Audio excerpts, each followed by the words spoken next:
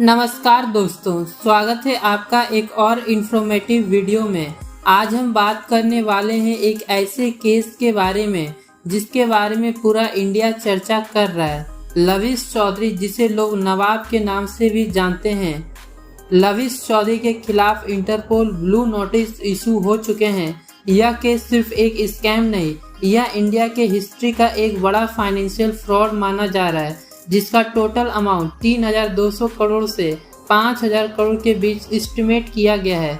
तो आज की इस वीडियो में हम बात करेंगे इंटरपोल के ब्लू नोटिस का मतलब क्या होता है, एमपी एसटीएफ ने ये कैसे अचीव किए, लविश चौधरी अब कहां हाइड कर रहे हैं और क्या फ्यूचर में रेड नोटिस भी आ सकते हैं। तो वीडियो के अंत तक जरूर देखना, क्योंकि यह video update official news sources और इन्वेस्टिगेशन एजेंसी के रिपोर्ट पर बेस्ड है।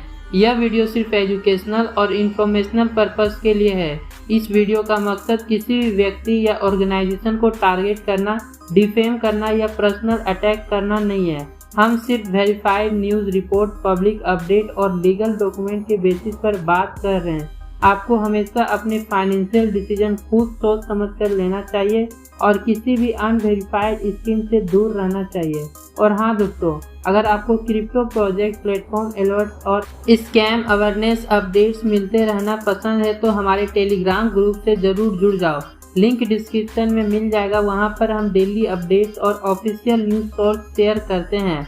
चलिए सबसे पहले समझते हैं कि लविश चौधरी के स्कैम कैसे स्टार्ट हुआ था। लविश चौधरी, जिसे लोग ऑनलाइन नवाब के नाम से जानते थे, लविश ने अपने आप को एक बिजनेस लीडर और क्रिप्टो एंटरप्रेन्योर के रूप में प्रोजेक्ट किया। उसने सोशल मीडिया, ऑनलाइन वेबिनार और फ्लैश लाइफस्टाइल का यूज करके लोगों का ट्रस्ट जीता। उसने अपने प्लेटफॉर्म जैसे बोट अल्फा, क्रॉस मार्केट और कुछ और क्रिप्टो बेस्ड स्कीम के थ्रू लोगों से इन्वेस्टमेंट मांगी, जहां पे हाई रिटर्न का प्रॉमिस दिया गया था। लेकिन जब इन्वेस्टर ने अपने पैसे वापस मांगे तब उन्हें विड्रॉवल इशू, डिले मैसेज और एक्सक्यूज मिलने लगे। धीरे धीरे लोगों ने समझा कि यह एक मल्टी लेयर्ड पूंजी स्ट्रक्चर है, जहां पुराने इन्वेस्टर को पैसे नए इन्वेस्टर के फंड से दिए जा रहे थे। फिर क्या था, कंप्लेंट्स का सिलसिला स्टार्ट हो गया और मध्य प्रदेश के कई सिटीज जैसे भोपाल, इंदौर और ग्वालियर में एसटीएफ स्पेशल टास्क फोर्स के पास ऑफिशियल केसेस फाइल होने लगे। अब आते हैं मेन टॉपिक पर, इंटरपोल ब्लू नोटिस। आपने सुना होगा इंटरपोल रेड नोटिस के बारे में, जिसे अरेस्ट वारंट जैसे समझा जाता है, लेकिन ब्लू नोटिस थोड़ा अलग होता है। ब्लू नोटिस का मेन पर्पस है लोकेशन और एक्टिविटीज ट्रैक करना किसी ऐसे सस्पेक्ट को जो इंटरनेशनल बाउंड्री क्रॉस कर चुका हो। यह एक तरह से ग्लोबल अलर्ट सिस्टम होता है, जिसे 195 से ज़्यादा देश के लॉ इन्फोर्समेंट एजेंसी एक दूसरे के साथ कोऑर्डिनेट करते हैं। मध्य प्रदेश एसटीएफ ने इंटरपोल को फॉर्मल रिक्वेस्ट भेजी थी और अब इंटरपोल ने उस रिक्वेस्ट को एक्सेप्ट करके ब्लू नोटिस इशू कर दिया है। इसका मतलब यह है कि लविश चौधरी अब ऑफिशियली इंटरनेशनल रडार पर आ गए हैं। अगर वह किसी भी कंट्री में ट्रैवल करते हैं या उसका नाम से कोई एक्टिविटी होती है तो उस कंट्री की लॉ इन्फोर्समेंट एजेंसी को इमीडिएटली अलर्ट मिलता है। यह एक हिस्टोरिक मूव है, क्योंकि मध्य प्रदेश के लिए यह पहली बार है जब इंटरपोल ने किसी स्कैमस्टर के खिलाफ ब्लू नोटिस अप्रूव किया हो।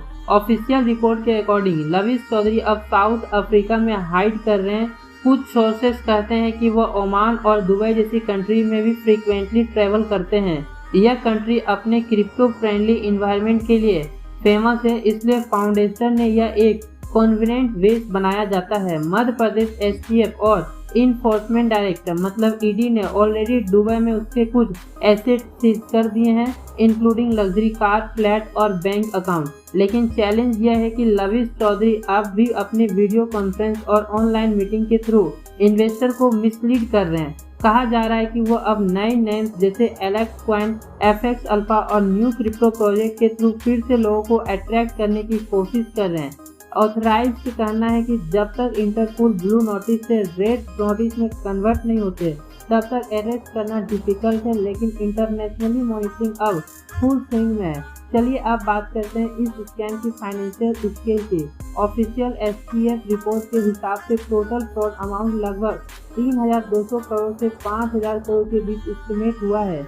इसमें लैक ऑफ स्मॉल इन्वेस्टर शामिल हैं, जिनके पास से पैसे क्रिप्टो और ऑनलाइन ट्रेडिंग प्लेटफॉर्म के नाम पर लिया गया। इन लोगों को 10% से 15% मंथली रिटर्न का प्रॉमिस दिया गया था। सरप्राइजिंग पार्ट यह है कि लविश चौधरी ने इस स्कैम को सिर्फ इंडिया में नहीं बल्कि इंटरनेशनली इन्वेस्टर के थ्रू भी एक्सपेंड किया। उसने अपने टीम के थ्रू अफ्रीका और यूएई तक नेटवर्क बनाया जहां से पैसे इंडियन अकाउंट में आते थे और फिर ऑफ शोर वॉलेट में ट्रांसफर हो जाते थे। एसटीएफ और ईडी ने इस फ्रॉड से रिलेटेड 650 करोड़ के एसेट फ्रीज किए हैं, including bank account, mutual fund, luxury cars और प्रॉपर्टी।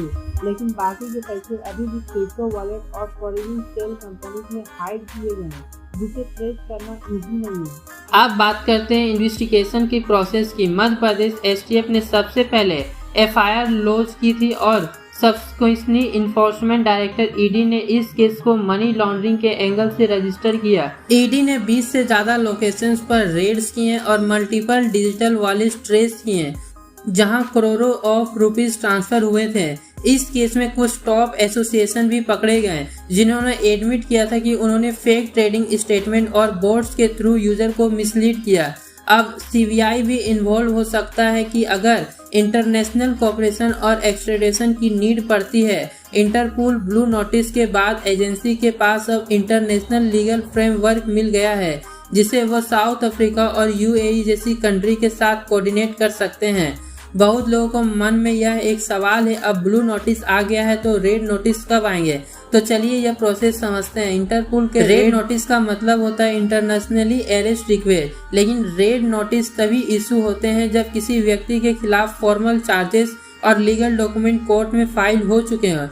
अभी एमपी एसटीएफ ने ब्लू नोटिस इसलिए लिया है ताकि उन्हें लविश चौधरी की लोकेशन, ट्रैवल और कम्युनिकेशन डिटेल्स मिल सके। जब यह डिटेल्स कंफर्म हो जाएगी और जब इंडिया कोर्ट में सॉलिड एविडेंस सबमिट हो जाएंगे तब ईडी और एसटीएफ ज्वाइंटली रेड नोटिस के लिए एप्लीकेशन फाइल करेंगे। उसके बाद जिस भी कंट्री में वह हाइड कर रहे होंगे उस देश की पुलिस उसे डिटेन करके इंडिया के ऑथराइजेशन के हैंड ओवर कर सकती है। यह एक लॉन्ग टर्म लीगल प्रोसेस है, लेकिन ब्लू नोटिस का मिलने ऑलरेडी एक मेजर ब्रेक थ्रू माना जा रहा है।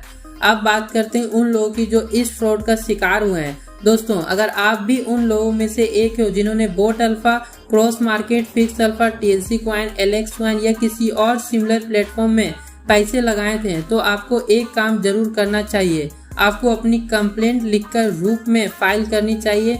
मध्य प्रदेश एसटीएफ के पास इन्फोर्समेंट डायरेक्टर ईडी की साइबर विंग में, सीबीआई की इकोनॉमिक्स ऑप्शंस डिफेजन के ऑनलाइन पोर्टल पर और अपने लोकल पुलिस स्टेशन में अभी एक एफआईआर का कॉपी को एक साथ रिपोर्ट जरूर करनी चाहिए। आप जितना ज्यादा कंप्लेंट फाइल करेंगे उतनी ज्यादा लीगल प्रेशर बिल्ड होंगे अथॉरिटीज पर। यह कलेक्टिव रिपोर्टिंग ही वह पावर है जिससे फ्यूचर में इस स्कैमस्टर को इंडिया लाया जा सकता है। रिमेंबर, जितने विक्टिम्स एक्टिव रहेंगे उतना फास्ट जस्टिस मिलने का चांस बढ़ेगा। अब एक और shocking update, dispute, blue notice और एसेट सीजर्स। लविश चौधरी अभी भी ऑनलाइन एक्टिव है। रिपोर्ट के हिसाब से उसने कुछ नए क्रिप्टो प्रोजेक्ट लॉन्च किए हैं जिनका नाम है एलेक्स कॉइन, नेक्स्ट अल्फा और कुछ पैसेंजर प्रोजेक्ट जो टेलीग्राम और इंस्टाग्राम के थ्रू प्रमोट किए जा रहे हैं। यह प्रोजेक्ट भी सेम ओल्ड प्रॉमिस के साथ आते हैं, डिसेंट्रलाइज अर्निंग, ऑटो ट्रेडिंग और फाइनेंशियल रिवॉल्यूशन, लेकिन यह सब एक पैटर्न फॉलो करती है। Fancy website plus fake testimonials plus flashy market plus guaranteed return.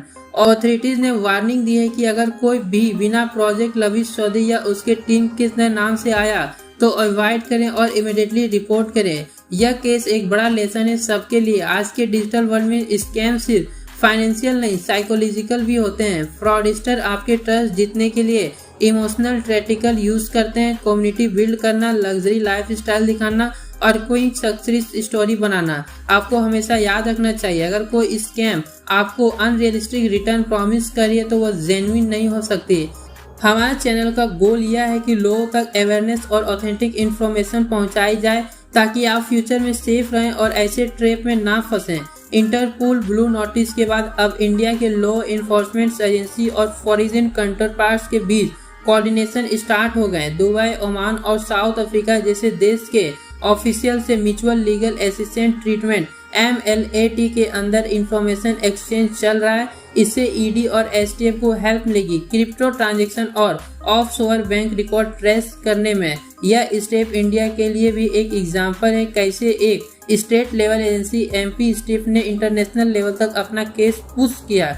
अगर सब कुछ प्लान के हिसाब से चलता रहा तो नेक्स्ट फ्यू मंथ में इंटरपोल रेड नोटिस इशू कर सकता है। इस Lavish Chaudhary official wanted criminal declare हो जाएगा और उसके अरेस्ट का चांस बढ़ जाएंगे।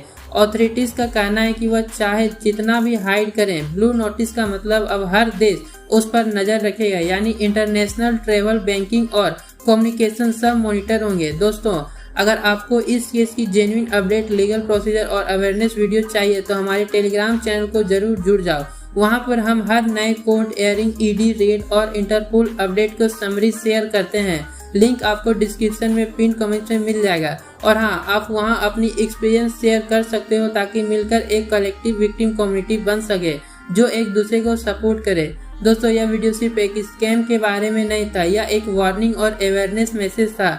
हमें समझना होगा कि डिजिटल एरिया में हर चमकने वाली चीज सोना नहीं होती। अगर हम सब मिलकर अलर्ट रहेंगे, रिपोर्ट करेंगे और अवेयरनेस स्पिरिट करेंगे तो कोई भी लविश चौधरी सिस्टम से बच नहीं सकता है। याद रखिए, जस्टिस में delayed but it never will be denied. MP step ने एक स्ट्रॉन्ग एग्जाम्पल सेट किया है कि कैसे एक स्टेट एजेंसी भी इंटरनेशनल लेवल पर फ्रॉडस्टर को एक्सपोज कर सकती है। अगर आपको यह वीडियो इन्फॉर्मेटिव लगा तो एक लाइक जरूर करें। कमेंट में अपना ओपिनियन लिख के आपको क्या लगता है इंटरपोल रेड नोटिस कब तक आ सकता है। चैनल को सब्सक्राइब कर लेना और बेल आइकन दबा देना ताकि आपको ऐसे ही रियल न्यूज और स्कैम अलर्ट वीडियो सबसे पहले मिलते रहे। मिलते हैं नेक्स्ट वीडियो में एक नए अपडेट के साथ, तब तक के लिए बाय।